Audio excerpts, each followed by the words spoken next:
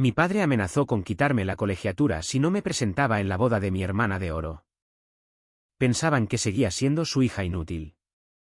No tenían ni idea de que me había graduado como la primera de mi clase, ganaba un sueldo de 7 cifras y había vuelto para convertir su día perfecto en una pesadilla. Cuando mi teléfono se iluminó con el nombre de mi padre por 5ª vez esa mañana, supe exactamente lo que quería. Nada de ¿cómo estás? Nada de estoy orgulloso de ti. Solo una fría exigencia. Asistirás a la boda de tu hermana o olvídate de la universidad. Dejamos de pagar. Pensó que entraría en pánico, que volvería arrastrándome como siempre. Lo que no sabía era que ya me había graduado con honores del TEC de Monterrey con una beca completa. Mientras ellos pensaban que estaba perdiendo el tiempo en la universidad estatal, yo estaba construyendo en secreto una vida que nunca imaginaron que podría tener sin ellos. Tenía un trabajo de 7 cifras, mi propio apartamento en la Ciudad de México y 0 deudas. Ya no tenían ningún control sobre mí. Así que reservé un vuelo de primera clase a casa, no para suplicar, no para obedecer, sino para exponer la verdad que se negaban a ver. ¿Querían que estuviera en esa boda? Bien. Pero no iba a ir como la hija olvidada. Iba a ir como la tormenta. Quédense conmigo porque lo que pasó después destruyó su día de ensueño, hizo añicos la fantasía de su hija de oro y obligó a toda mi familia a enfrentarse a la realidad que tanto se esforzaron por ignorar. Esta no es solo una historia de venganza. Es sobre poder, verdad y, finalmente, recuperar lo que te robaron. Y para cuando terminó la boda, nadie, absolutamente nadie, volvió a mirarme de la misma manera. Déjenme contarles exactamente cómo se desarrolló todo. Sofía Martínez tenía 26 años y vivía en un apartamento en un rascacielos con vistas al Paseo de la Reforma en la CDMX. De día, trabajaba como analista de datos para una de las principales empresas de tecnología en Santa Fe. De noche, estudiaba programación, ahorraba religiosamente y disfrutaba de la tranquila recompensa de una vida que había construido bajo sus propios términos. Nadie en su familia sabía lo lejos que había llegado, no porque lo mantuviera en secreto por vergüenza, sino porque nunca preguntaron. Y después de años de ser ignorada, olvidada y menospreciada, había dejado de ofrecer información que no querían. Estaba tomando un café en su escritorio de cristal cuando el nombre de su padre se iluminó en su teléfono por 5ª vez esa mañana. No se movió. Ni siquiera se inmutó. La pantalla vibró 1, 2 veces, y luego se detuvo. Le siguió un correo electrónico. Asunto, tu hermana te necesita. Última oportunidad. Sofía no necesitó leer el cuerpo del mensaje para saber exactamente lo que decía. Había crecido descifrando el tono de su padre mucho antes de aprender a leer las palabras en una página, pero lo leyó de todos modos. La boda de Camila es el evento más importante de su vida, decía. Asiste o olvídate de cualquier apoyo futuro.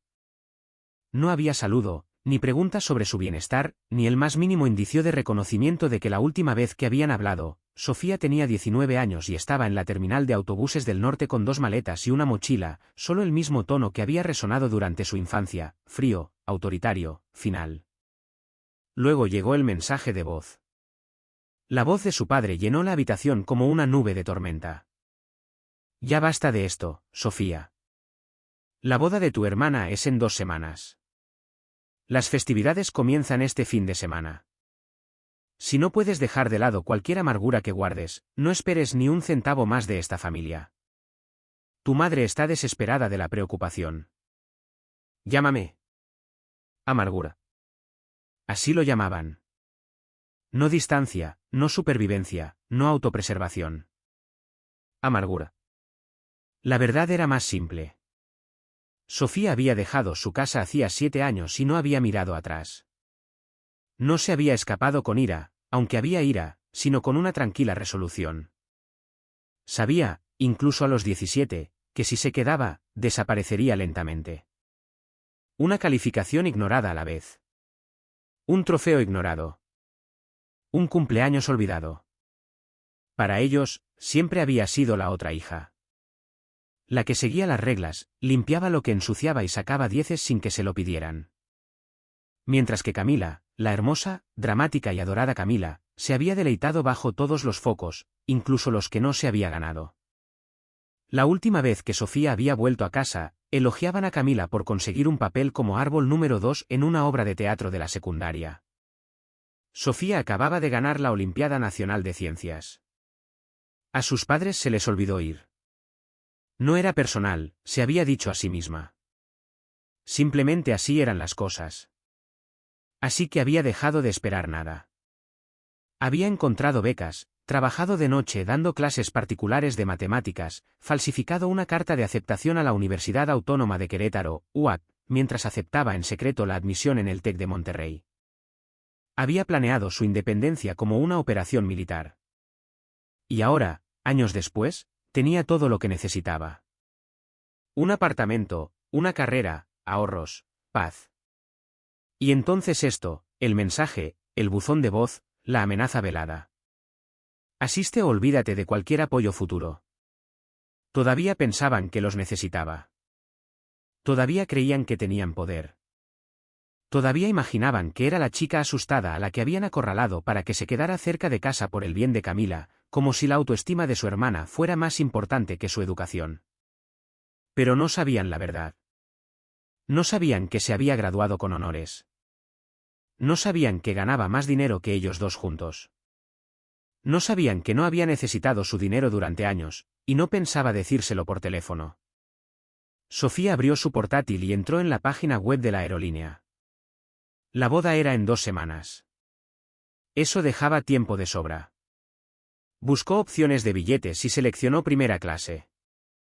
No porque necesitara el lujo, sino porque enviaba un mensaje. La querían en casa. Ella iría. No como la hija tranquila, no como la olvidada, sino como la mujer que no esperaban. Su dedo se detuvo sobre el botón de confirmación. Hizo clic y sonrió. Que comience la boda. La ciudad de Querétaro no había cambiado. Las calles seguían agrietadas en los mismos lugares que una década atrás.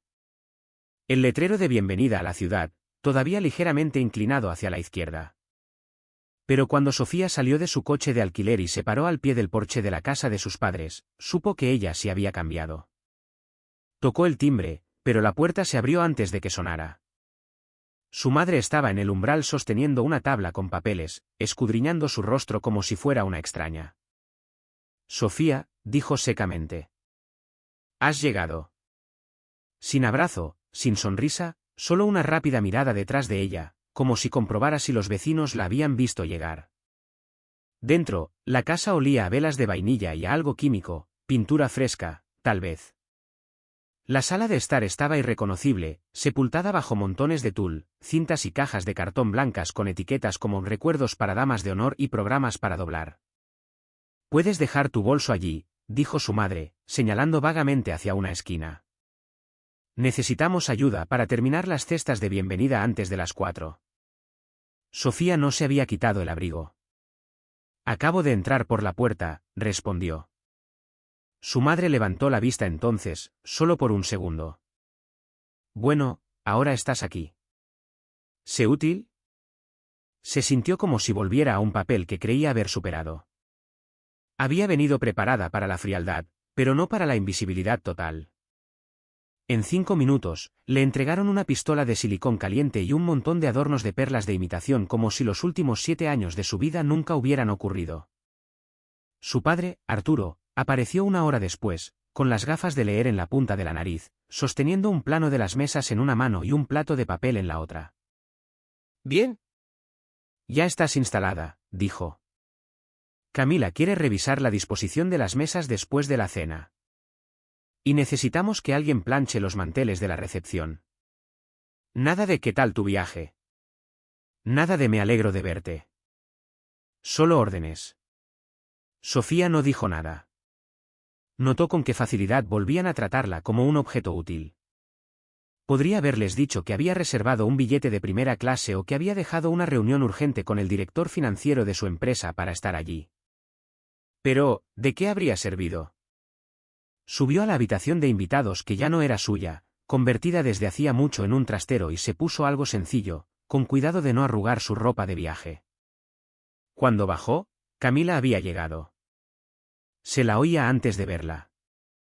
Dije específicamente, en cascada, No, fruncido, la voz de Camila flotaba desde la escalera, aguda y sin aliento. Si el florista no puede seguir instrucciones sencillas, quizás deberíamos buscar otro florista. Sofía observó cómo su hermana descendía en un torbellino de gasa y bronceado artificial, con el teléfono todavía pegado a la oreja.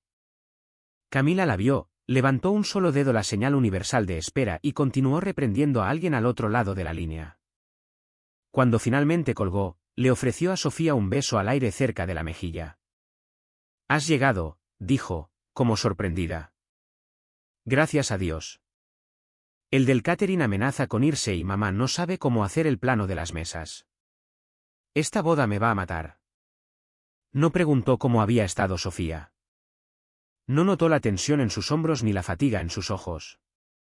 En esa casa, el estrés de Camila eclipsaba todo lo demás. «Sofía», intervino su madre, Margarita, apareciendo detrás de ellas. «Conocerás a Mateo en la cena. Ha sido de gran ayuda. Es brillante con las inversiones. Sofía también es buena con los números, ¿verdad?», añadió Camila casualmente, ya alejándose. «Bueno, ya lo verás. Es increíble». La cena fue a las 6. Mateo llegó puntualmente, con una botella cara de vino tinto y una camisa blanca planchada que parecía hecha a medida. Era alto, con una sonrisa pulida y el tipo de apretón de manos destinado a impresionar. «Así que esta es la hermana misteriosa», dijo, clavando su mirada en Sofía. Ella le ofreció la mano. «¿Sofía?» «Bienvenida», añadió él suavemente con una ligera inclinación de cabeza. «Camila habla de ti todo el tiempo. Dice que eres la callada». Sofía sonrió educadamente pero no dijo nada. Había conocido a suficientes hombres como Mateo para saber cuando estaba presenciando una actuación. Aún así, escuchó. Mateo hablaba bien, casi demasiado bien. Hablaba de criptomonedas con un nivel de confianza que rozaba lo teatral, lanzaba frases como velocidad del mercado y liquidez de tokens con facilidad. Afirmaba ser parte de una red global de inversores con acceso directo a plataformas en Singapur y Zúrich. Cada pocos minutos miraba a Arturo, que colgaba de cada una de sus palabras. «Ya está ayudando a tu padre a analizar una reestructuración inmobiliaria», intervino Margarita durante la ensalada. «Simplemente brillante». Sofía hizo una pregunta, algo técnico sobre los protocolos de la tecnología blockchain. Mateo respondió, pero fue un poco demasiado vago, un poco demasiado ensayado. Se reclinó en su silla y lo observó hablar. Encantador, seguro de sí mismo, astuto. Demasiado astuto. Camila sonrió todo el tiempo. Se rió cuando Mateo hizo una broma sobre la gente que todavía usaba bancos, se apoyó en su hombro como una adolescente enamorada y contó cómo había ayudado a papá a entender las criptomonedas en una sola tarde. La habitación vibraba con una admiración compartida. Sofía, una vez más, era la observadora silenciosa, el hilo invisible en el tejido de su propia familia. Pero esta vez, algo había cambiado.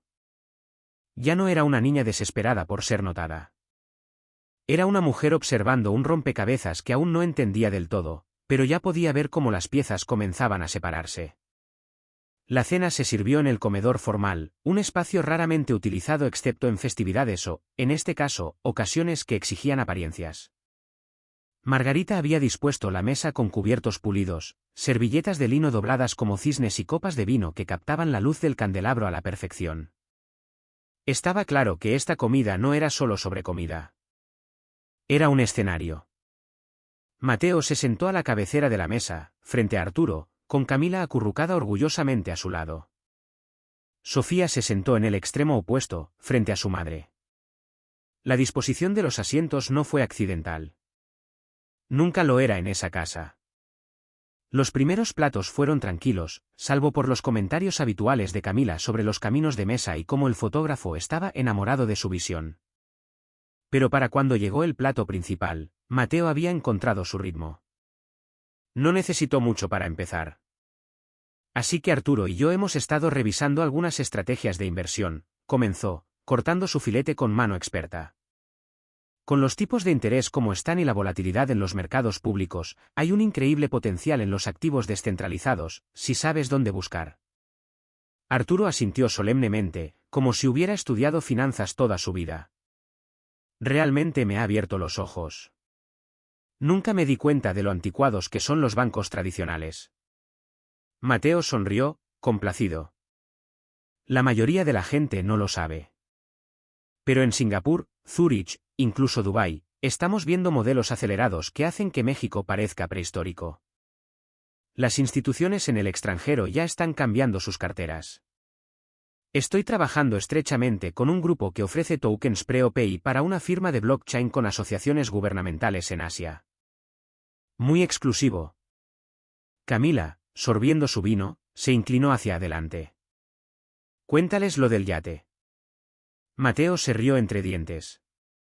Bueno, el mes pasado me reuní con uno de nuestros inversores ángeles en su yate. En el Adriático. La única manera de hablar de negocios sin distracciones. La mesa soltó una risa educada. Sofía no. En cambio, levantó su tenedor, lo volvió a colocar tranquilamente y preguntó, ¿en qué plataforma se emiten los tokens? ¿Ethereum, Solana o algo propietario? Mateo parpadeó. Es una configuración propietaria. La hemos construido sobre un marco híbrido que optimiza tanto la velocidad de transacción como la seguridad. Interesante, dijo Sofía. Incluso las cadenas híbridas pueden ser complicadas. ¿Qué protocolo están usando para gestionar el despliegue de contratos inteligentes? Hubo una pausa. Sutil, pero estuvo ahí. Mateo sonrió de nuevo, pero tardó un momento más en llegar a sus ojos. Es un enfoque por capas, dijo, haciendo un gesto vago. Nos centramos más en los resultados estratégicos que en los detalles técnicos. De eso se encarga la gente de tecnología. Margarita intervino rápidamente, sintiendo un cambio. Lo que importa es que Mateo obtiene resultados. Ya ha ayudado a Arturo a repensar toda nuestra cartera. Es cierto, añadió Arturo. Tiene acceso a oportunidades que no encontrarás en el mercado abierto. Sofía inclinó ligeramente la cabeza. ¿Esas oportunidades vienen con supervisión regulatoria? Supongo que tienen documentación de la CNBV para cualquier capital nacional recaudado. La mandíbula de Mateo se crispó casi imperceptiblemente. Estas son colocaciones privadas, Sofía. No es tu típico Afore. Arturo se reclinó, dejando su tenedor con más fuerza de la necesaria. ¿Hay algún propósito en esta línea de interrogatorio? Sofía miró a su padre. Ningún propósito, solo curiosidad. Me parece que estás siendo combativa, dijo Arturo. No todo el mundo necesita ser interrogado en la mesa. No sabía que preguntar sobre el cumplimiento financiero era ser combativa, respondió Sofía. Siempre has tenido una forma de hacer que la gente se sienta incómoda, dijo Margarita con una sonrisa forzada. Simplemente deja que tu hermana sea feliz. Mateo se rió, de forma ligera y despectiva. No pasa nada. Me pasa mucho. Algunas personas simplemente no entienden lo que estamos construyendo. Es nuevo. Las ideas revolucionarias siempre atraen a los escépticos. Camila, visiblemente irritada, cogió su vino. ¿Por qué haces esto? Sofía miró a su hermana. ¿Hacer qué? Montar un numerito, dijo Camila. Cada vez que me pasa algo bueno, encuentras la manera de aguar la fiesta. Arturo apuntó su cuchillo hacia Sofía como si fuera una batuta. Eso es exactamente. Siempre has sido resentida. No es culpa de Mateo que tú estés pasando apuros. Sofía no se rió. No se inmutó. Simplemente levantó su copa, dio un pequeño sorbo y dejó que el silencio se asentara. No lo sabían. Todavía pensaban que trabajaba a tiempo parcial, juntando dinero para la colegiatura, quizás viviendo con compañeros de piso en algún apartamento con corrientes de aire. Todavía creían que ella era la que se había quedado corta. Había ganado más de 2 millones de pesos solo en el último trimestre. Pero decirlo en voz alta solo se convertiría en otra acusación, presuntuosa, desagradecida, difícil. Así que, en cambio, se quedó con sus pensamientos. Mateo volvió a su discurso, hablando sobre la liquidez de los tokens y acuerdos fuera del mercado que sonaban sospechosamente vagos. Mencionó más ciudades. Singapur de nuevo, una firma en Suiza, un socio en las Caimán. Todo impresionante, aunque solo fuera por sonar lejano. Pero el patrón se estaba formando. Grandes palabras, ubicaciones globales, sin detalles, sin documentación. No era el contenido lo que molestaba a Sofía. Era la coreografía. Mateo sabía cómo impresionar a gente como su padre. Tono seguro, afirmaciones audaces, nombres exóticos. Para alguien como Arturo, eso era todo lo que se necesitaba para sentirse importante, en control, a la vanguardia. Sofía miró alrededor de la mesa. Estaban hipnotizados. Los ojos de Camila brillaban. Su madre sonreía con orgullo. Su padre asentía como si acabara de descubrir una mina de oro. Mateo estaba ganándose a la sala, y lo sabía. Y sin embargo, en toda su pulcritud y precisión, algo en él no cuadraba. Todavía no. No claramente. Pero Sofía lo sentía. Como la tensión antes de que un cable se rompa, la nota silenciosa detrás de la música que no encaja. No sabía qué ocultaba Mateo, pero tenía la intención de averiguarlo. A la mañana siguiente, Sofía entró en el estudio de su padre buscando un bolígrafo. Apenas había dormido, su mente demasiado ocupada reviviendo la cena de la noche anterior. La actuación de Mateo, por muy pulida que fuera, no había satisfecho su curiosidad. Si acaso, la había agudizado. El estudio de Arturo estaba, como recordaba, lleno de estanterías con libros sin leer y certificados enmarcados de cursos de finanzas que había tomado en el Instituto Técnico décadas atrás. Sobre el escritorio había una carpeta abierta, con papeles cuidadosamente apilados esperando ser firmados. Reconoció el encabezado de inmediato, acuerdo de refinanciación de préstamo hipotecario. Se le cortó la respiración. Hojeó las páginas con cuidado, sus ojos entrenados escaneando los términos del préstamo. Era reciente, fechado hacía solo 3 semanas.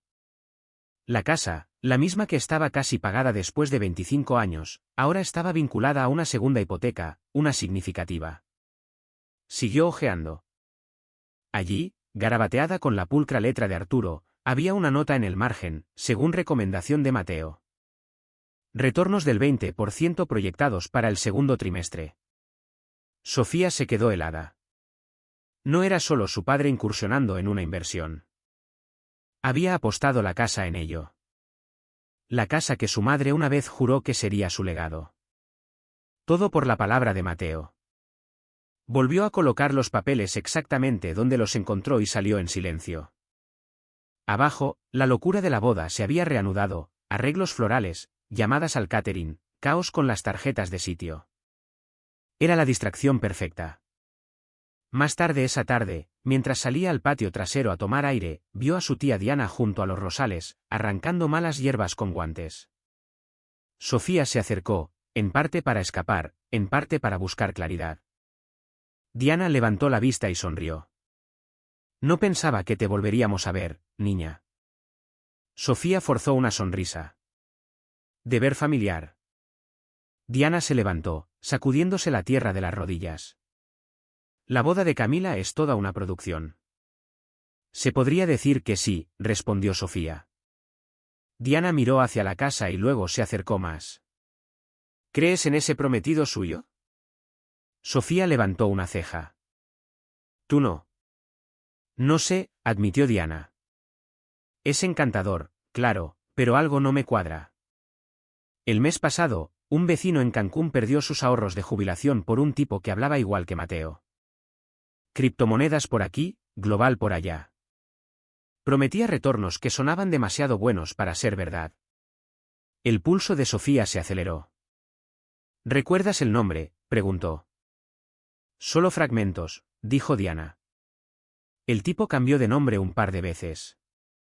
Pero uno de los alias era Eduardo algo. ¿O Esteban? No era mucho, pero era suficiente. Esa noche, de vuelta en la habitación de invitados, Sofía encendió su portátil. Ya no necesitaba fingir. La hija obediente había desaparecido. Lo que se sentaba ahora frente a la pantalla era una analista entrenada con un título avanzado en ciencia de datos, una carrera en detección de fraudes y un cerebro diseñado para el reconocimiento de patrones. Abrió su conjunto habitual de herramientas, registros públicos, bases de datos de empresas, rastreadores de redes sociales y de metadatos. Ya era algo natural para ella. De la misma manera que un artista ve las pinceladas, ella veía las inconsistencias digitales. Empezó con el nombre Mateo Montenegro. Nada, al menos nada anterior a 2 años. Amplió la búsqueda. Entonces encontró algo curioso, un anuncio de compromiso archivado de hace 3 años en Jalisco. La misma cara, diferente nombre, Esteban López. Profundizó más. Un perfil de LinkedIn registrado bajo el nombre de Eduardo Lamas. Ahora eliminado, pero con restos guardados en caché por el Internet Archive. El perfil coincidía demasiado perfectamente con el currículum de Mateo, asesor de blockchain, red de inversores, finanzas globales. 3 alias, la misma cara, el mismo modus operandi. Y con cada identidad, notó el mismo patrón: aparición, encantó, propuesta de inversión, y luego desaparición después de un gran movimiento financiero. Buscó los registros públicos de quiebras de cada lugar vinculado a los nombres anteriores.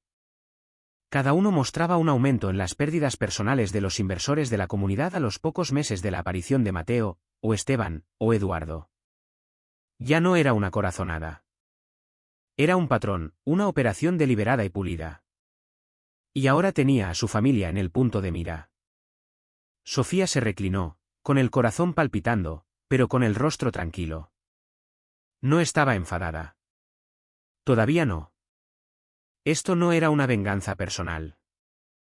Era una inevitabilidad estadística. Ya había visto esto antes en otros casos, solo que nunca en su propia casa. Abrió un nuevo archivo, lo tituló Informe de Riesgo de Fraude Montenegro V1. Mañana, comenzaría a construir el caso, y esta vez, su familia se vería obligada a escuchar. Quisieran o no. Sofía no durmió mucho esa noche. El brillo de la pantalla de su portátil se había grabado en su visión mucho después de apagarla. Seguía pensando en los rostros detrás de los datos. Personas reales, pérdidas reales. Y ahora su hermana estaba al borde de la misma trampa. A la mañana siguiente, hizo una llamada. Le costó 3 transferencias y una operadora comprensiva en Guadalajara para ayudarla a localizar uno de los nombres que había encontrado en su búsqueda nocturna. Laura Fuentes, una mujer que aparecía en un informe policial de hacía 3 años relacionado con una desaparición financiera inquietantemente similar a lo que Sofía ahora sospechaba. La voz de Laura era cautelosa por teléfono. ¿Quién es usted, de nuevo? Mi nombre es Sofía Martínez, dijo.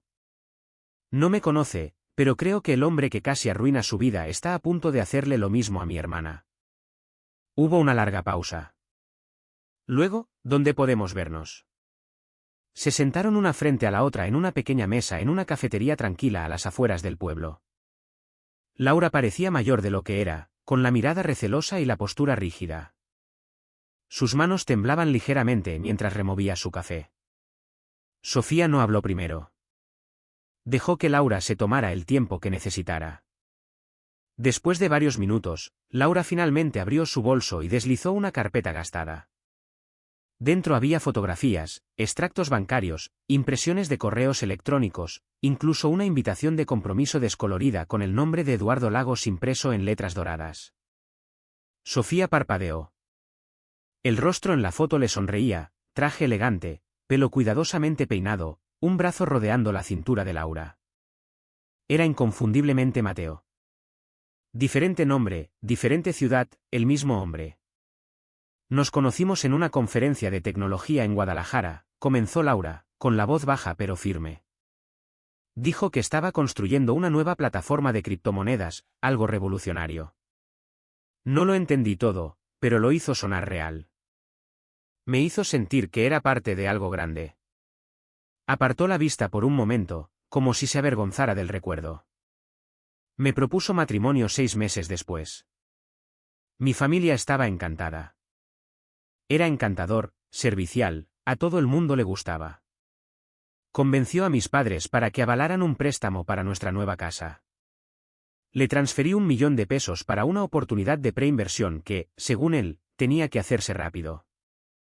3 días antes de la boda, desapareció. Laura se levantó ligeramente la manga, revelando un delicado tatuaje cerca de su muñeca. Una fecha.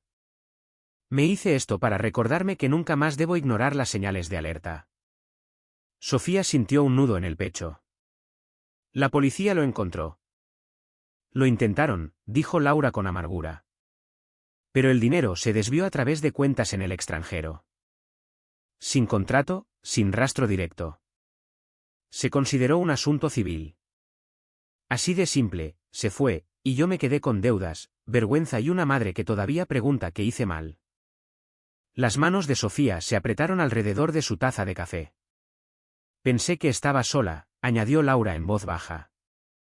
Hasta que llamaste. No lo estás, respondió Sofía.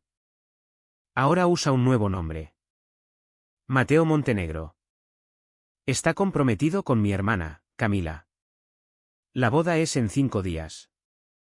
Laura inspiró bruscamente. 5 días. Ahí es cuando desaparece. Sofía asintió. Ya ha convencido a mi padre para que refinancie la casa. El fondo de jubilación de mi madre es lo siguiente. Necesito pruebas. Pruebas reales. Laura buscó de nuevo en la carpeta y sacó una memoria USB. Guardé todo. Incluso después de que la policía dijera que no era suficiente. Correos electrónicos, mensajes de voz, textos. Y hay 2 mujeres más con las que he hablado a lo largo de los años. Mismo patrón, diferentes nombres. Sofía tomó la memoria, con la mandíbula apretada. Gracias. Esto lo cambia todo. Laura se inclinó hacia adelante, su voz más enérgica ahora. Tu hermana no lo creerá hasta que sea demasiado tarde. Yo no lo creí. No cuando mi mejor amiga intentó advertirme. El amor te ciega. No necesito que me crea todavía, dijo Sofía. Solo necesito estar preparada para cuando todo empiece a desmoronarse. Al levantarse para irse, Laura le agarró la muñeca. Pareces de las que cumplen sus promesas, dijo. Así que, prométeme algo. Sofía la miró a los ojos. No dejes que arruine otra vida. No lo haré, susurró Sofía. Esta vez se equivocó de hermana. Al salir al aire fresco de la mañana, el peso del dolor de Laura se posó sobre sus hombros. Pero también un fuego creciente. Ya no se trataba solo de salvar a Camila. Se trataba de justicia para cada mujer que había sido engañada, cada padre que había sido estafado, cada futuro que había sido robado. Y esta vez, ella tenía las habilidades, las herramientas y, ahora, las pruebas. El juego perfecto de Mateo estaba a punto de ser expuesto, y Sofía Martínez sería quien lo hiciera. La sala de estar se sentía más fría de lo habitual, a pesar de que el sol de la tarde proyectaba un tono dorado sobre los suelos de madera. Sofía estaba de pie junto a la mesa de café, con su portátil abierto y una pila de documentos impresos a su lado. El latido de su corazón resonaba en sus oídos, pero su voz se mantuvo firme. Necesito que todos escuchen con atención, dijo. Arturo, su padre, estaba sentado rígidamente en el sillón de cuero, con los brazos cruzados. Margarita merodeaba cerca de la chimenea, fingiendo arreglar un arreglo floral que no necesitaba arreglo. Camila estaba acurrucada en el sofá, envuelta en una bata de seda, con los ojos llenos de emoción y agotamiento por la planificación de la boda. Mateo, el encantador prometido, se apoyaba casualmente contra la pared, haciendo girar una copa de vino, con su confianza imperturbable. Sofía conectó el portátil a la televisión y mostró una presentación de diapositivas. Apareció la primera foto, el rostro de Mateo, sonriente, pulcro, pero bajo el nombre de Eduardo Lagos. El ambiente en la habitación cambió. Luego la siguiente, Esteban López, misma cara, fondo diferente, junto a otra mujer en una foto de compromiso. Siguió un extracto bancario que mostraba millones de pesos transferidos antes de una boda que nunca ocurrió. Informes policiales, nombres de víctimas, cronologías. Cada archivo que mostraba construía el patrón de manera más ajustada, más condenatoria. La voz de Laura, grabada de su reunión, sonó a través de los altavoces. Se fue 3 días antes de la boda. Se lo llevó todo. Sofía se volvió para mirarlos. Su nombre no es Mateo. Ha usado al menos 3 alias. Ya ha hecho esto antes.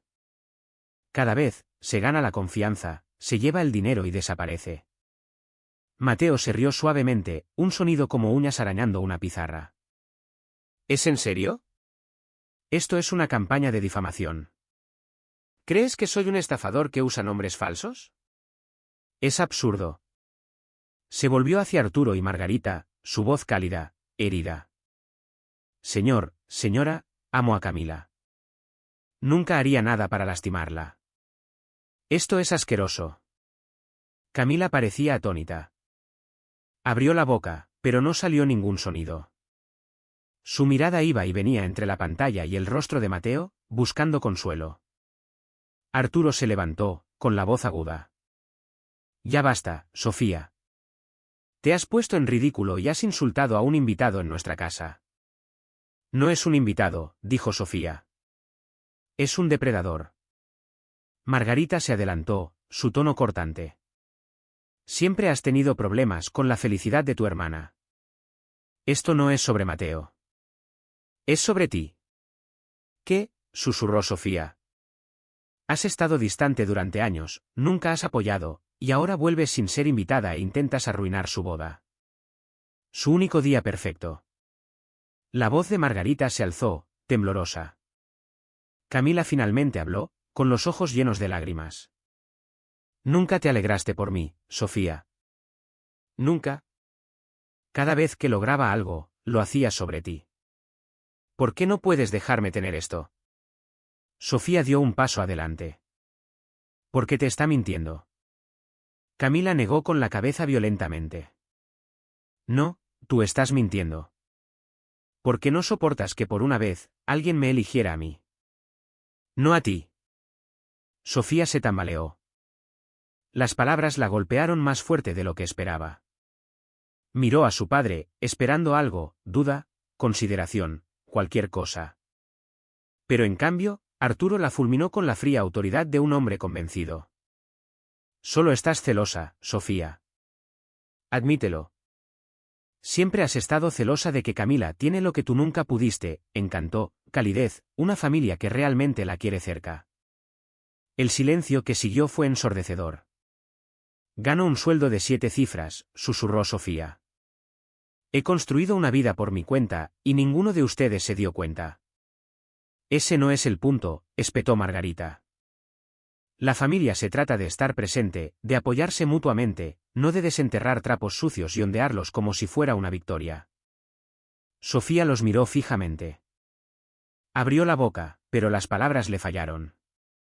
No estaba segura de que dolía más, su negativa a ver la verdad o su entusiasmo por creer lo peor de ella. Mateo, siempre el actor, rodeó a Camila con un brazo. Está bien, nena. Déjala tener su momento. Claramente necesita ayuda. Margarita se estremeció ante esa palabra pero no dijo nada. Camila se apoyó en él. Sofía cerró el portátil lentamente. Les advertí. Cuando se giró para irse, su tía Diana, que había estado observando en silencio desde el umbral, entró en la habitación. Sus ojos no se apartaron del rostro de Arturo. Sofía, dijo Diana en voz baja, ¿puedo hablar contigo un momento? Salieron al pasillo. La voz de Diana bajó a un susurro. Te creo. Los ojos de Sofía se llenaron de lágrimas, pero no las dejó caer. Diana continuó, Arturo no está diciendo toda la verdad. Los papeles de la refinanciación que encontraste, no se los mencionó a Margarita. Y cuando le pregunté sobre ellos ayer, se puso nervioso. Está ocultando algo. La espalda de Sofía se enderezó. ¿Qué tipo de algo? No lo sé. Pero está demasiado involucrado con Mateo. Y no solo emocionalmente, sino financieramente. Tiene más en juego de lo que dice. Sofía asintió. Entonces tengo que moverme más rápido. Salió por la puerta principal, con el corazón palpitando, no de pena esta vez, sino de claridad. Su familia había elegido la comodidad sobre la verdad de nuevo. Pero esta vez, la verdad tenía dientes, y ella aún no había terminado. La puerta principal se cerró de golpe detrás de Sofía con una fuerza que resonó en la calle oscura.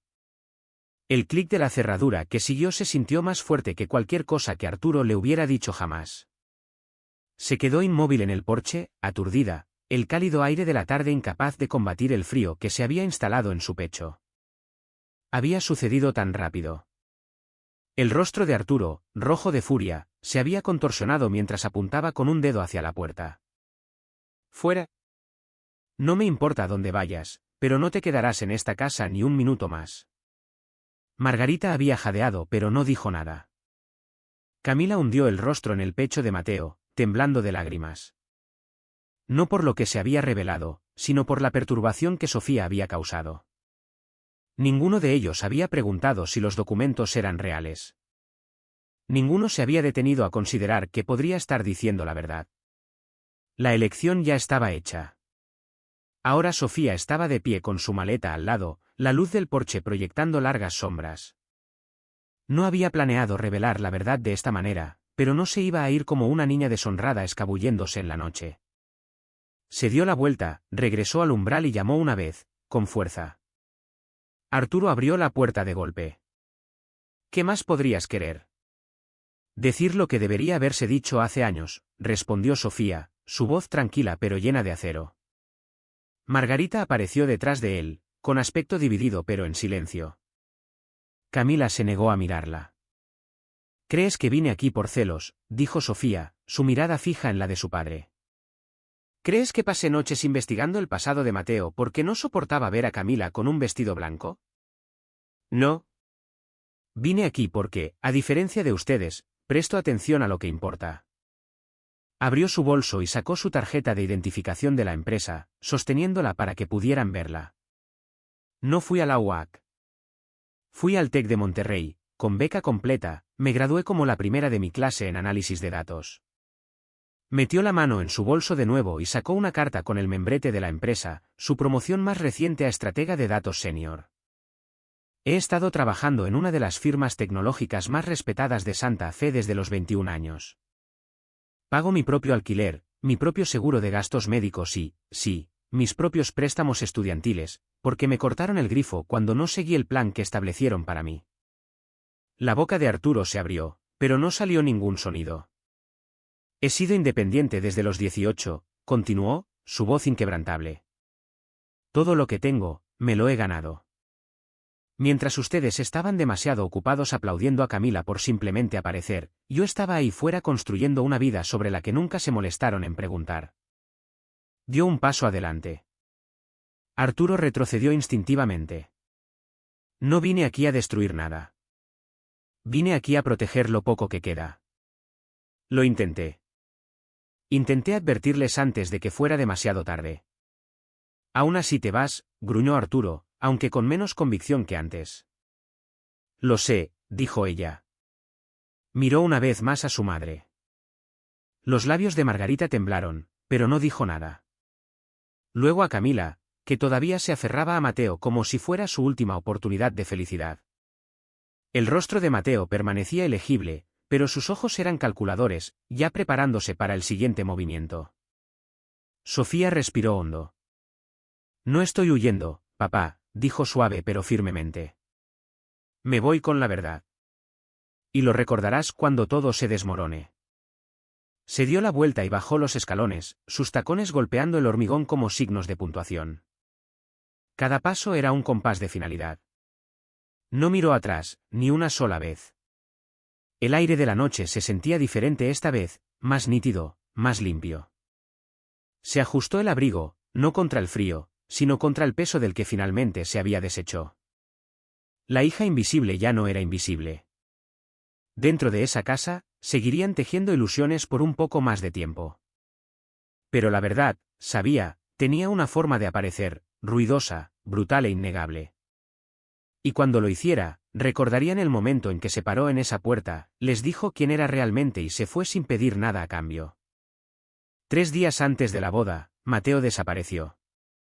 Al principio, Margarita supuso que había ido a ultimar una sorpresa para la recepción. Arturo le restó importancia, afirmando que Mateo había mencionado una reunión de negocios. Incluso Camila intentó excusarlo, diciendo que podría estar dándole espacio antes del gran día. Pero a medida que pasaban las horas, las llamadas sin respuesta se acumulaban y el buzón de voz de Mateo cambiaba a un servicio automático, la ilusión comenzó a resquebrajarse. A la mañana siguiente, su teléfono estaba apagado. Su suite de hotel, reservada con un nombre diferente, estaba vacía. La recepción confirmó que se había marchado antes del amanecer y no había dejado dirección de reenvío. Luego llegaron las alertas bancarias. Arturo miró la pantalla con incredulidad. Cada centavo de su cuenta conjunta para la boda, desaparecido. Margarita abrió su portal de jubilación solo para encontrar su saldo a cero. La cuenta de la hipoteca, refinanciada solo unas semanas antes, ahora mostraba un enorme saldo pendiente sin señal de pago. Camila se quedó paralizada en la cocina mientras Arturo abría sobre tras sobre. Cada uno confirmaba lo que Sofía había intentado advertirles. La cuenta fiduciaria que Arturo había abierto para hacer crecer el patrimonio a través de las conexiones de inversión de Mateo, vacía. Las tarjetas de crédito, al máximo. El fondo de ahorro de respaldo, transferido a una cuenta irrastreable vinculada a una sociedad en las Islas Caimán. Margarita se derrumbó en el sofá, un suave gemido escapando de sus labios mientras la magnitud total de la traición se asentaba. Arturo apretó los puños con tanta fuerza que sus nudillos se pusieron blancos, su rostro pálido por la incredulidad, no solo por el robo, sino por sí mismo. Había acogido a Mateo, lo había elogiado, lo había defendido, y ahora Mateo se había ido, tal como Sofía dijo que lo haría. En las horas siguientes, la realidad golpeó más fuerte. El servicio de catering se retiró después de saber que el cheque del depósito había sido devuelto. El florista llegó solo para retirar todos los arreglos por falta de pago. Incluso el fotógrafo canceló, citando facturas impagadas. El vestido de Camila, hecho a medida y ya arreglado, colgaba lacio en el pasillo, intacto. Y en medio de todo, Camila se sentaba en silencio. Sus dedos perfectamente cuidados temblaban alrededor de su teléfono, flotando durante horas sobre el contacto de Sofía. Al anochecer, finalmente envió el mensaje. Me equivoqué. Por favor, vuelve a casa. ¿Te necesito? Sin emoticonos, sin puntuación, solo una súplica cruda y desesperada. Sofía estaba sentada junto a la ventana en su apartamento de la CDMX, bebiendo café solo. El horizonte parpadeaba pacíficamente en la distancia. Primero había visto los artículos de noticias. Luego llegó la actualización de la tía Diana. Finalmente, el mensaje de Camila, crudo y pesado. Releyó las palabras de nuevo. Por favor, vuelve a casa. La ironía no se le escapaba. El hogar nunca había sido un lugar donde se sintiera vista. Y ahora, con su mundo en cenizas, la llamaban. Una parte de ella quería ignorarlo. Dejar que asumieran las consecuencias de sus elecciones. Dejar que entendieran lo que significaba descartar a alguien que solo había intentado protegerlos. Pero otra parte, la que todavía recordaba a Camila aferrándose a ella durante las tormentas eléctricas cuando eran niñas, o sus risas compartidas por los chocolates secretos escondidos debajo de la cama, no podía simplemente marcharse. Sofía dejó la taza. No por piedad, no por perdón, sino porque el poder no siempre significaba venganza. A veces significaba ser la única persona que no se apartaba, incluso cuando ellos lo habían hecho. Abrió su maleta y empezó a hacerla. No para una boda, sino para el ajuste de cuentas. La casa de los Martínez ya no se sentía como un hogar cuando Sofía regresó. El porche delantero, que una vez brillaba con decoraciones nupciales, ahora estaba desnudo. Las cintas blancas quitadas, las flores desaparecidas. La madera debajo de la barandilla estaba astillada donde las grapas habían sido arrancadas a toda prisa. Dentro, el silencio era más pesado de lo que nunca había sido el caos de los preparativos de la boda. Su padre paseaba por la sala de estar con la misma tabla con papeles que una vez había empuñado como autoridad, pero que ahora colgaba lánguidamente en su mano. Margarita estaba sentada a la mesa del comedor, con el rostro pálido, las líneas de preocupación grabadas más profundamente de lo que Sofía recordaba. Camila estaba arriba, sus sollozos amortiguados por el suelo. La habían llamado de vuelta porque no quedaba nadie más. Sofía colocó su maletín sobre la mesa de café y permaneció de pie. No se quitó el abrigo, no se sentó, no suavizó su tono. «Los ayudaré», dijo, pero no bajo sus términos. «Bajo los míos». Arturo se giró rápidamente, sus ojos inyectados en sangre, desesperados, pero todavía teñidos de orgullo. «Necesitamos fondos inmediatos». «El banco no», lo interrumpió Sofía. «Ni fondos inmediatos, ni efectivo, ni un rescate que puedan malgastar. Cada centavo pasará por un asesor financiero licenciado. No tendrán acceso directo.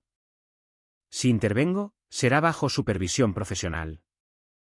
Nada informal, nada oculto». La mandíbula de su padre se tensó. Abrió la boca para discutir, pero Margarita se acercó y le tocó la muñeca, silenciándolo. Sofía continuó, su voz firme. «Esto no es un regalo. No es caridad. Es una transacción con condiciones. Y la primera condición es esta». Sacó una pila de documentos de su maletín, el papel crujiente contra el aire inmóvil. «Firmarán este reconocimiento por escrito. Con testigos, ante notario». Arturo frunció el ceño y cogió la primera página, escaneándola rápidamente. Su rostro se oscureció. «Esto es un disparate». La voz de Sofía se agudizó. «Léelo en voz alta». Arturo golpeó el papel contra la mesa. Margarita lo recogió con manos temblorosas y leyó en voz baja. «Nosotros, Arturo y Margarita Martínez, reconocemos que durante años creamos y mantuvimos un ambiente de favoritismo y negligencia emocional, favoreciendo a una hija sobre la otra». Levantó la vista hacia Sofía, la vergüenza pesando en su expresión. «¿Quieres que firmemos esto?» «Sí», dijo Sofía. «Porque no permitiré que reescriban la historia una vez que hayan sido rescatados. Si les ayudo a salvar esta casa, a salvar lo que les queda, entonces pondrán por escrito lo que me negaron durante 20 años. Lo dirán. Lo admitirán». Arturo empujó su silla hacia atrás con tanta fuerza que raspó el suelo. «Tú no dictas las condiciones en esta casa». Sofía se inclinó hacia adelante, su mirada inquebrantable. «Si lo hago cuando soy yo la que mantiene el techo sobre sus cabezas». Durante un largo y frágil silencio, nadie se movió. Entonces la voz de Margarita lo rompió, tranquila, cansada, pero con más peso del que Sofía le había oído jamás. «Arturo, tiene razón». Él se giró hacia ella. «No te atrevas». «He dicho que tiene razón», repitió Margarita, más fuerte esta vez.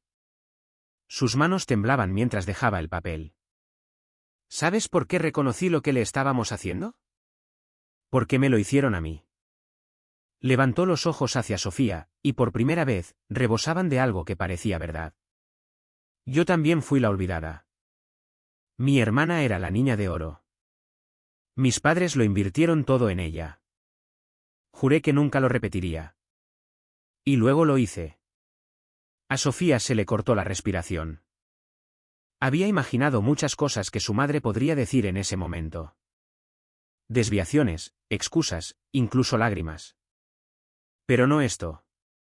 No una confesión. Margarita juntó las manos, girando nerviosamente su anillo de bodas. «Me decía a mí misma que Camila necesitaba más, que era frágil, que tú eras lo suficientemente fuerte como para valerte por ti misma. Pero en realidad, estaba repitiendo el mismo guión con el que crecí. Solo que esta vez, yo estaba del otro lado». Arturo la miró, estupefacto. Su autoridad, una vez tan absoluta, pareció desvanecerse. Margarita se volvió hacia Sofía. «Si firmar esto es lo que se necesita, lo firmaré. Porque no te negaré más». Sofía miró a su madre, midiendo cada palabra. Había sinceridad allí, pero también demasiados años de silencio para borrarlos con una sola admisión. Aún así, esto era algo, más de lo que nunca le habían dado. Deslizó el bolígrafo sobre la mesa. «Entonces firma». Margarita lo cogió con dedos temblorosos. Por un momento, dudó, mirando el espacio donde iría su nombre. Luego presionó la tinta sobre el papel, su firma fluyendo por la página. Sofía se volvió hacia su padre. Tu turno. La mano de Arturo se detuvo, su orgullo luchando con la realidad de los avisos de ejecución hipotecaria y las cuentas vacías. Finalmente, con una mueca que parecía más de derrota que de acuerdo, garabateó su nombre. Sofía recogió los papeles firmados y los guardó en su maletín. Solo entonces se sentó. Bien, dijo. Ahora podemos empezar. Pero recuerden, esto ya no se trata de confianza. Eso terminó cuando lo eligieron a él por encima de mí. Se trata de control, y esta vez, lo tengo yo. Nadie discutió. El equilibrio de poder en la familia Martínez había cambiado, y por primera vez, Sofía no era invisible. Era innegable. La tarde se alargó pesadamente dentro de la sala de los Martínez. Los papeles firmados reposaban en el maletín de Sofía como un testigo silencioso. Pero sabía que una firma por sí sola no limpiaría el pasado. Miró a sus padres, a su hermana acurrucada en un rincón del sofá, y se dio cuenta de que había llegado el momento de arrancar la última capa de negación. ¿Quieren saber por qué no creo en su idea de familia?, dijo Sofía, su voz tranquila pero inquebrantable. Porque para mí, la familia siempre fue una calle de un solo sentido. Se puso de pie, sus ojos fijos en Arturo y Margarita. ¿Recuerdan mi 8º cumpleaños? Se les olvidó. A los dos. Me senté en la cocina esperando un pastel que nunca llegó mientras llevaban a Camila a su recital de danza. Me dijeron después que fue un despiste. Pero cuando ella no ganó más que una medalla de participación, la llevaron a tomar un helado y publicaron fotos como si fuera un campeonato. Los labios de Margarita se separaron, pero no salieron palabras. Tercero de secundaria, continuó Sofía, la Feria de Ciencias. Gané el primer lugar por analizar la calidad del agua del estado. Me quedé allí sosteniendo un diploma mientras el director Dávila preguntaba por qué mis padres no habían aparecido. Estaban en el partido de fútbol de Camila. Marcó un gol. Contaron esa historia durante semanas. Las manos de su madre se aferraron al borde de su silla, los nudillos blancos. Arturo evitaba su mirada. La graduación de la preparatoria, dijo Sofía, su voz tensándose. Se fueron de la ceremonia temprano. No por el tráfico, no por el trabajo, sino porque Camila tenía una cita para la fiesta de graduación y no querían que se perdiera la cita en la peluquería. Crucé ese escenario y miré hacia arriba para encontrar los asientos donde deberían haber estado. Vacíos. Las palabras cayeron como piedras en el agua, creando ondas en el silencio. Nadie se movió. La voz de Sofía se suavizó, pero el filo del dolor permaneció. Cada hito que me importaba, lo borraron. Cada momento que pensé que podrían notarlo, la eligieron a ella. Y lo permití. Me dije a mí misma que no necesitaba su aprobación. Pero sí la necesitaba. Simplemente dejé de admitirlo cuando dolía demasiado esperar. Se volvió hacia Camila. Los ojos de su hermana estaban vidriosos, bordeados de manchas de rímel. ¿Y tú?, dijo Sofía. Sabías que Mateo no era bueno, ¿verdad? Camila se estremeció. Por un momento, pareció que iba a negarlo. Pero algo en la mirada de Sofía la mantuvo allí, inmovilizada. Finalmente, susurró, vi cosas. Sabía que algo no estaba bien. ¿Qué cosas?, presionó Sofía. Camila tragó saliva. Era reservado con su teléfono. A veces cambiaba su historia sobre dónde había estado. Prometió dinero de inversiones que nunca apareció en nuestras cuentas. Pensé que tal vez me lo estaba imaginando. No, dijo Sofía. Pensaste que tal vez yo tenía razón. Y eso era insoportable porque si yo tenía razón, entonces ya no eras la elegida. Así que ignoraste la verdad. Las lágrimas rodaron por las mejillas de Camila. Quería una cosa, solo una cosa, en la que finalmente tuviera más que tú. Y si eso significaba fingir, si significaba mirar para otro lado, yo lo hice. La confesión quedó suspendida en el aire como humo. Nadie se acercó a consolarla. Nadie habló. Arturo se reclinó, con el rostro pálido, su autoridad agotada. Margarita se cubrió el rostro con las manos, sus hombros temblando. El peso de las palabras de Sofía, la admisión de Camila, el colapso de todo lo que habían construido sobre el favoritismo y la ilusión, todo presionaba sobre la habitación hasta que incluso las paredes parecían gemir con ello. Sofía se mantuvo erguida en el centro, ya no invisible, ya no silenciada. Había desnudado la verdad, y por una vez, no hubo una refutación rápida, ni una risa despectiva, ni una defensa fácil. La casa estaba en silencio, excepto por los sollozos de Camila y el constante tic-tac del reloj de pie en la esquina. Por primera vez en años, no quedaba ningún argumento. Ninguna excusa a la que aferrarse, solo silencio, pesado, final. La última muralla había caído, y ya nada se interponía entre ellos y la verdad. Los días posteriores a la confesión de Camila fueron extrañamente tranquilos. La casa ya no vibraba con negación, sino con el eco hueco de personas obligadas a enfrentarse a lo que habían ignorado durante demasiado tiempo. Sofía pensó que quizás ese era el final. Mateo había desaparecido. Su patrón expuesto, su control roto. Pero los depredadores rara vez se van en silencio. Una semana después, recibió una carta entregada por mensajero, papel crema grueso, tipografía serif en negrita, membrete legal. No estaba dirigida a su familia, sino directamente a ella. El mensaje era corto, preciso y rebosante de arrogancia. Cese y desista. La acusaba de difamación, calumnia e interferencia intencional en relaciones contractuales. Afirmaba que había fabricado identidades para destruir la reputación de Mateo y exigía que se retractara de sus declaraciones o se enfrentara a una demanda por daños y perjuicios que superaban los 10 millones de pesos. Sofía leyó la carta una vez, luego otra, su pulso firme. Casi se rió. Era el clásico Mateo, retorcer la verdad, usar la intimidación como arma y contar con que la gente ceda bajo presión. Pero Sofía no era una de sus víctimas habituales. Cogió el teléfono y llamó a Viviana Serrano, su mentora, la mujer que una vez la había guiado en su primera investigación de fraude corporativo y que conocía la ley tan bien como a sí misma. Viviana respondió al segundo timbre. «¿Ha vuelto, verdad?», preguntó sin preámbulos. «Sí», dijo Sofía. «¿Y quiere demandarme?». La voz de Viviana era tranquila, firme como una roca. «Entonces le responderemos con la verdad que tanto teme». Esa noche, extendieron las pruebas sobre la mesa de conferencias de Viviana. No solo las capturas de pantalla que Sofía había recopilado, sino los testimonios que Laura había dado, los informes policiales de Jalisco, los registros archivados de los alias de Mateo y los extractos bancarios que rastreaban sus actos de desaparición de estado a estado. Viviana revisó cada documento, anotando en los márgenes códigos legales y precedentes de casos. «Esto no es difamación», dijo con firmeza. «Esto es exposición». Lo que él no se da cuenta es que al presentar esta amenaza, nos ha dado una oportunidad. Sofía se inclinó hacia adelante. ¿Te refieres a nivel federal? Viviana asintió. Fraude interestatal, múltiples víctimas, instituciones financieras involucradas. Esto ya no es solo civil.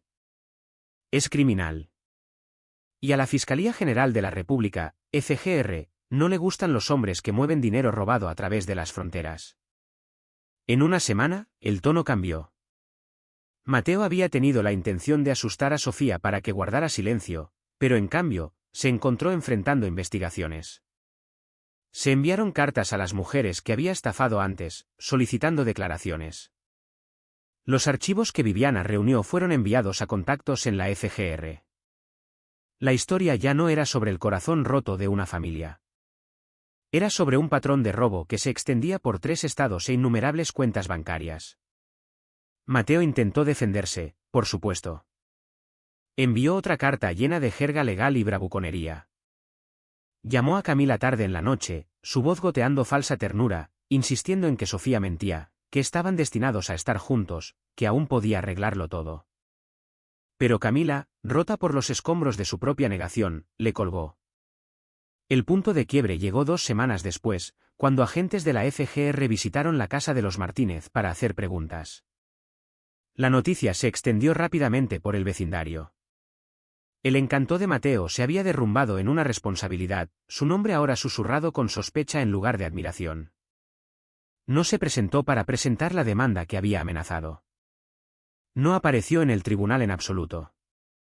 Para cuando los investigadores rastrearon las cuentas vinculadas a sus alias, Mateo Montenegro, Eduardo Lagos y Esteban López ya habían desaparecido de nuevo, huyendo antes de que la red se cerrara. Pero esta vez, fue diferente. No desaparecía con su dinero. Desaparecía porque no tenía otra opción. Por una vez, él era el que huía. Sofía estaba de pie en las escaleras del juzgado con Viviana a su lado, el aire primaveral fresco contra su piel. No se sentía triunfante, no en el sentido superficial. No había alegría en ver el corazón roto de su hermana o el orgullo de sus padres disolverse. Pero había justicia, una justicia real y tangible que iba más allá de las dinámicas familiares y los rencores personales. El juego de Mateo había sido sacado a la luz, y la luz tenía una forma de quemar incluso las ilusiones más cuidadosamente construidas. Viviana le puso una mano en el hombro. «Lo lograste», dijo. Sofía negó con la cabeza. «Lo logramos. Todos los que nos negamos a quedarnos callados». Pensó en Laura. En las otras mujeres que habían tenido demasiada vergüenza para hablar. En Camila, que había ignorado la verdad hasta que la aplastó. En sí misma, la hija invisible que finalmente había obligado a todos a ver. Mateo se había ido. Esta vez no como el vencedor, sino como un fugitivo. Y Sofía sabía, en el fondo, que ese era el verdadero final de su historia.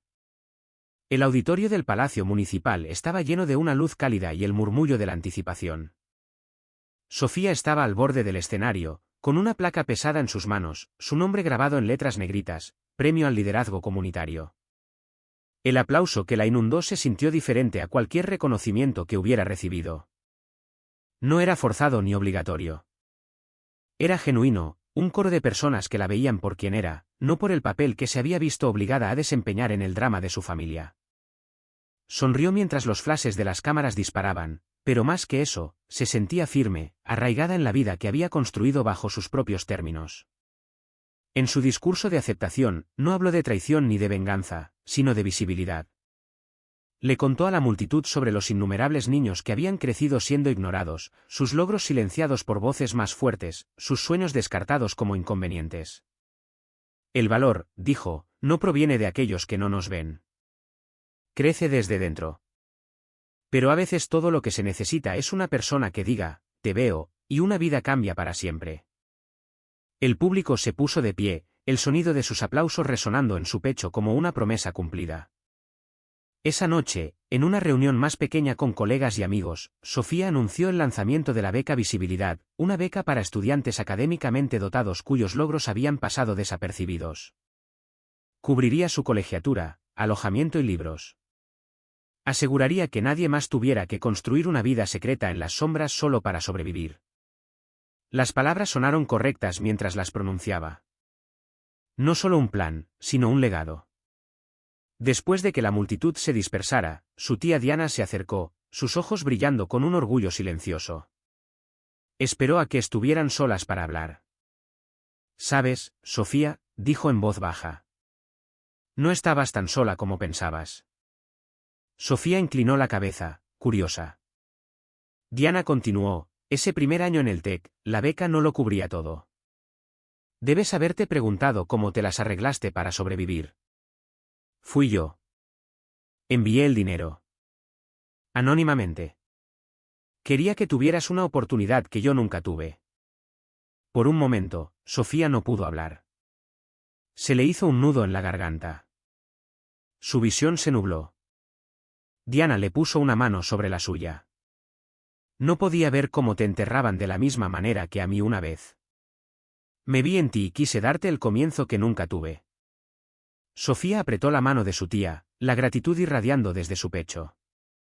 Pensó en todas las noches que se había quedado despierta en su dormitorio calculando cada peso, creyendo que estaba completamente sola. Saber ahora que alguien había estado discretamente de su lado cambiaba la forma de sus recuerdos, suavizaba los bordes. Gracias, susurró, y Diana solo sonrió como si hubiera estado esperando años para oírlo.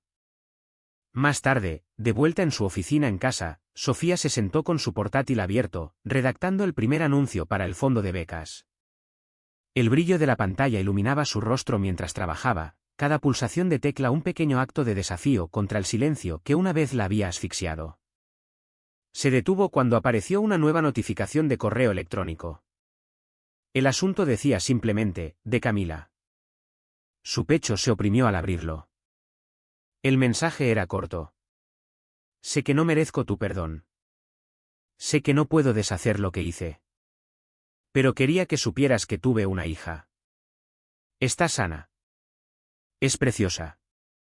Y pensé que tal vez querrías conocer a tu sobrina. ¿Quieres? Sofía se reclinó, mirando las palabras. Durante años, su hermana había sido tanto rival como herida. Ahora, aquí había un puente, extendido, frágil y tembloroso. No sabía si lo cruzaría, pero sabía que la elección, por fin, era suya. Se levantó y se acercó a la ventana. Afuera, la ciudad se extendía en un mar de luces, vasta y viva. Su reflejo la miraba. No la hija invisible, no la niña desatendida, sino una mujer que había reclamado su propio valor. El cristal estaba frío contra las yemas de sus dedos mientras susurraba para sí misma, firme y segura, elegí la libertad. Y no me arrepiento. Así que esa fue la historia de Sofía. La hija invisible que fue forzada a la boda de su hermana bajo amenaza, solo para regresar más fuerte que nunca, exponer el fraude y reclamar su valor. Se fue con la verdad mientras su familia se quedaba para enfrentar las consecuencias de haberla ignorado todos esos años. Algunos podrían decir que fue demasiado fría. Otros podrían decir que finalmente les dio exactamente lo que merecían. Pero al final, Sofía eligió la libertad, y la eligió bajo sus propios términos. Ahora, quiero saber de ustedes. Si estuvieran en el lugar de Sofía, ¿habrían hecho lo mismo? ¿Se habrían marchado y dejado que aprendieran por las malas, o se habrían quedado para reparar lo que estaba roto? Gracias por su atención. Cuídense. Buena suerte.